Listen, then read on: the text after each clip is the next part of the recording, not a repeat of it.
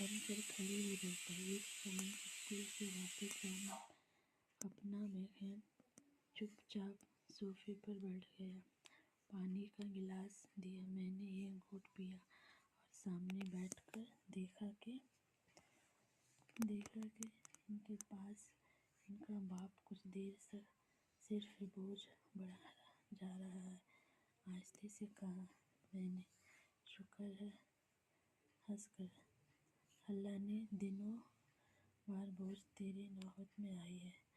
मुझे स्कूल में आपके बस से मैं दूसरे की शादी करना चाहता हूँ, जो कि पहली बीवी जिंदा, बच्चे भी मुझे बेटा चाहते हैं।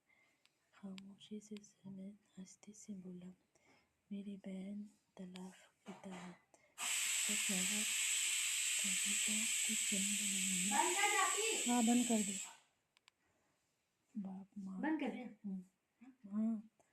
घर में मैंने कुछ लम्हे सोचा, फिर कहा माँ जाओ, आप आगे बढ़े।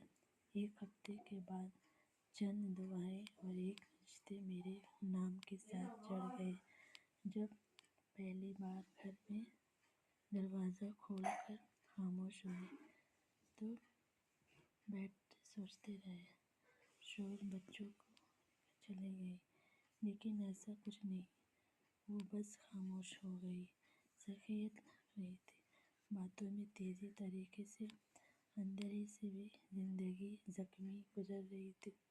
मैं घर के माहौल को समझने लगी, जहाँ पहले डरती थी, लेकिन पेश आने पे बाल कहानी सुनाती थी। एक दिन मुझसे कहा, आपके बेटे बहुत प्यारे हैं, इनसे बात कर लिया। मैंने अजय से मोहब्बत का फैंदा, बोझ बन गई हूँ। कोई जवाब नहीं दिया। मैं उम्मीद पर अल्लाह मुझे अब बेटा देगा।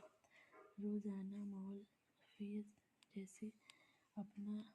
अब एक दिन कमरे में दाखिल हुआ तो साथ में बैठकर तस्वीर रंगीन दिख रहे थे।